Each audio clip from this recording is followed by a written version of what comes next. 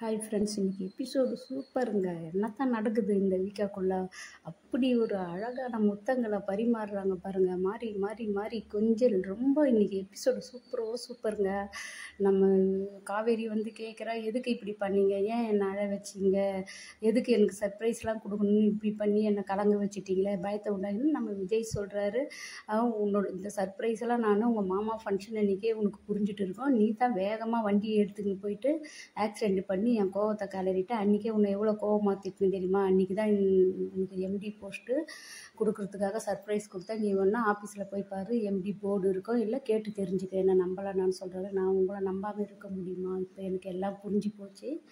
இனி கொஞ்சம் பொறுங்க. ஆனால் வெண்ணிலா வாயிலிருந்து உண்மைகள் வரணும். அப்போ தான் எங்கள் அம்மா ஏற்றுப்பாங்க. இல்லைன்னா எங்கள் அம்மா வந்து இப்படியே தான் சந்தேகப்படுவாங்கன்னா அப்போ எவ்வளோ நாளைக்கு நம்ம இப்படியேவா இருக்கிறதுன்னு சொல்லிட்டு இந்த கொஞ்சம் சண்டை இல்லை, சீக்கிரம் சரி பண்ணிடலான்னு சொல்கிறா. நம்ம வெண்ணிலா வந்து க்யூராக சரியாகாமல் இந்த முடிவு பண்ணால் எனக்கே என் குற்ற உணர்ச்சியாக இருக்கும். உனக்கு என்னடி குற்ற உணர்ச்சின்னா, ஆமாங்க, வெண்ணிலாவை கூட்டிகிட்டு வந்தது நான் தான், அந்த பொண்ணும் பாவம், சரியானதை நம்ம முடிவு எடுத்துக்கலான்னு ரொம்ப 2 பேருமே புரிதல் சூப்பராகிடுது. இதை தான் இன்றைக்கா ஃப்ரெண்ட்ஸ்லாம் எதிர்பார்த்தா. உண்மையிலேயே புரிதலோட ஹஸ்பண்ட் அண்ட் ஒய்ஃப்னால் இப்படி தான் இருக்கணுன்ற போல் காட்டிட்டாங்க.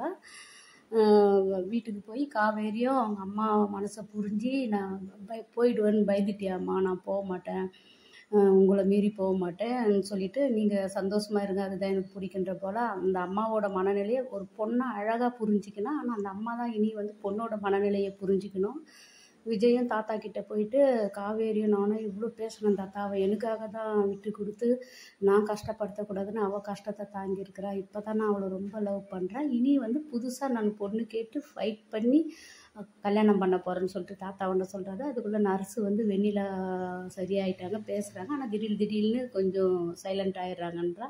நான் வெண்ணிலாவை பார்த்துட்டு வரேன்னு சொன்னதான் தாத்தாவோட மகம் மாறுனதும் நீங்கள் வந்து டென்ஷன் ஆகாதீங்க தாத்தா, நான் முடிவு எடுத்துட்டேன். காவேரி மட்டும்தான் எங்கள் வாழ்க்கையில், வெண்ணிலாலாம் யார், நானும் காவேரியை மட்டும்தான் எதுவாக இருந்தாலும் நாங்கள் டிசைட் பண்ணணும். அவள் லீகலாக என் பொண்டாட்டி, மறுபடியும் கல்யாணம் பண்ண போகிறோம். இதெல்லாம் கேட்குறதுக்கு ரொம்ப சந்தோஷமாக இருந்தது இன்றைக்கி எபிசோடு. அடுத்தது வெண்ணிலாவை பார்க்க போகிறாரு. வெண்ணிலா என்ன பேசுகிறா, என்ன முடிவு பண்ணுறாருன்னு சொல்லிட்டு நம்ம எபிசோடை பார்த்துக்கலாம். Bye by.